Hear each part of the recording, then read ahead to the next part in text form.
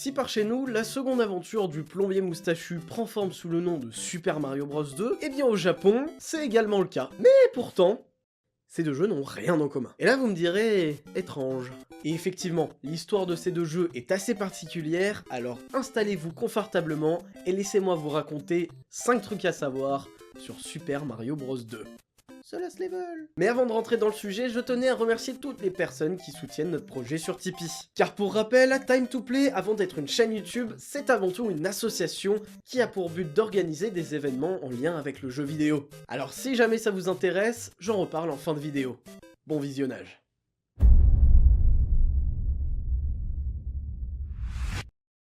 Super Mario Bros 2, baptisé par chez nous Super Mario Bros The Lost Level, est un jeu très dur, voire même trop dur. En tout cas, c'est ce que se sont dit les développeurs de chez Nintendo en 1986. Trouvant leur jeu trop dur pour le public occidental, ils finiront par opter pour un portage afin de tout de même nous fournir un jeu. Et par conséquent, Super Mario Bros 2 ne dépassera pas les frontières japonaises. Ou du moins pas avant un paquet d'années, puisqu'avant que ce jeu n'arrive par chez nous, Nintendo aura eu le temps de sortir 2 autres jeux Mario, ainsi que pas moins que 7 autres jeux, dont Zelda, 1, 2, 3, F-Zero, SimCity et Super Mario Kart. Donc vraiment, il s'est passé beaucoup de temps avant que le jeu n'atteigne nos contrées. Pour être un peu plus précis, il s'est écoulé 7 ans. Et si de nos jours ça peut paraître ok quand on voit le temps de développement d'un God of War, d'un The Last of Us, etc., n'empêche que pour l'époque, c'était une éternité. Une éternité à tel point que quand le jeu arrivera finalement chez nous, ce ne sera même pas sur sa console d'origine. The Lost Level sortira donc sur Super Nintendo dans la compilation des Mario All-Star, comprenant Super Mario Bros 1, 2, 3 et ce dernier en 16 bits. Et pour l'époque, avoir 4 jeux de cette qualité pour le prix d'un, croyez-moi, c'est un très bon plan. Bon, je l'ai déjà dit, mais ce jeu est beaucoup plus dur que le premier opus. Et malheureusement, il n'y a pas grand chose de plus à raconter, puisqu'il y a très peu de nouveautés au final. Il y a bien le champignon violet qui nous fait rapetisser ou qui nous tue si on est déjà petit, les plantes rouges qui sortent de leurs tuyaux même si on est collé à ces derniers, et quelques warp zones pièges qui nous ramènent plusieurs mondes en arrière.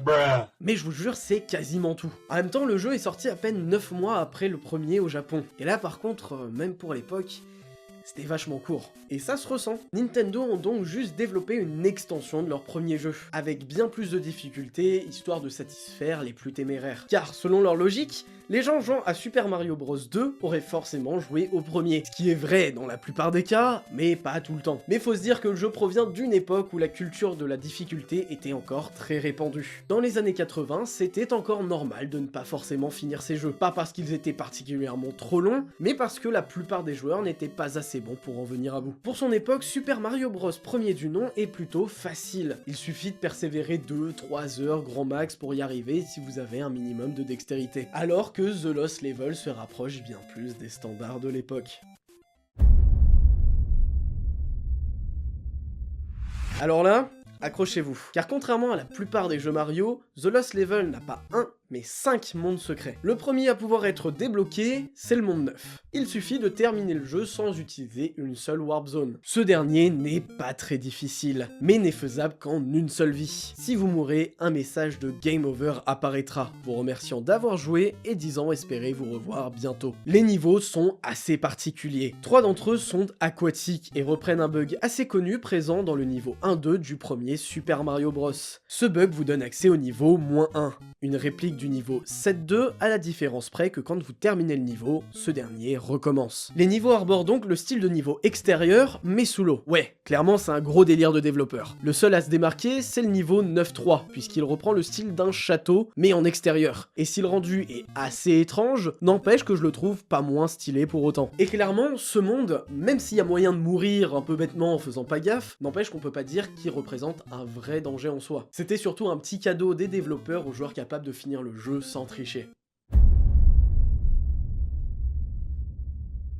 Mais Nintendo n'a pas oublié les joueurs acharnés pour autant, puisque ce qui représente le véritable défi de The Lost Level, c'est les mondes A, B, C et D. Alors non, ce n'est pas une blague, mais bel et bien 4 nouveaux mondes que les plus téméraires pourront parcourir s'ils arrivent, écoutez-moi bien, à finir le jeu pas moins de 8 fois de suite.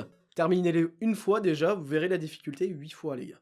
Et même si les Warp Zones sont autorisées, 8 fois, comme j'ai décrit précédemment, c'est pour les gros acharnés. J'ai même pas les mots pour exprimer à quel point c'est dur à faire. Car à titre perso, même en connaissant par cœur les niveaux et en sachant du coup quoi faire à chaque fois, j'ai déjà eu du mal à le terminer une fois. Enfin, il y a la difficulté, mais il y a aussi la motivation. Parce que finir le jeu 1, 2, 3 fois, bon, là 8 fois, c'est un peu abusé. D'ailleurs, par curiosité, si certains d'entre vous ont déjà réussi cet exploit, n'hésitez pas à nous le raconter en commentaire, histoire de nous raconter un peu votre expérience, savoir combien de temps vous avez mis. Bref, les niveaux quant à eux sont un peu plus conventionnels que ceux du monde neuf. Ils ont même une courbe de difficulté progressive, histoire que le choc soit pas trop violent. D'ailleurs, l'une des choses les plus intéressantes à retenir, c'est que le dernier niveau, le D4, met en avant 2 Bowser, de façon consécutive. Et si on pourrait crier à l'illogisme le plus total, eh bien ce n'est pas le cas, car quand on se penche sur la notice du jeu, on apprend que le premier Bowser devant lequel on passe est le frère du Bowser que l'on connaît tous. Bon, je suis d'accord que c'est une justification un peu pétée, mais bon, c'est mieux que rien, non ? D'origine de couleur bleue dans la version japonaise, il perdra sa couleur, et donc un peu de sa cohérence, dans le portage Super Mario All-Star, puisqu'il sera 100% identique à son frère Bowser.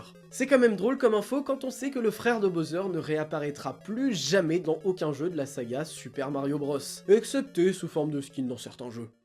Mesdames, messieurs, je suis désolé de vous l'apprendre, mais c'est déjà la fin de la vidéo, merci de l'avoir regardé jusqu'au bout. Si vous l'avez apprécié, n'hésitez pas à lâcher un petit pouce bleu, ça soutient énormément la chaîne. Et évidemment, si vous avez d'autres histoires, d'autres anecdotes à raconter à propos de ce jeu, l'espace commentaire est fait pour ça. Et si jamais le cœur vous en dit de soutenir notre association, le Tipeee est en lien dans la description. En attendant la prochaine vidéo, je vous dis à très vite, car il est temps pour moi d'y aller.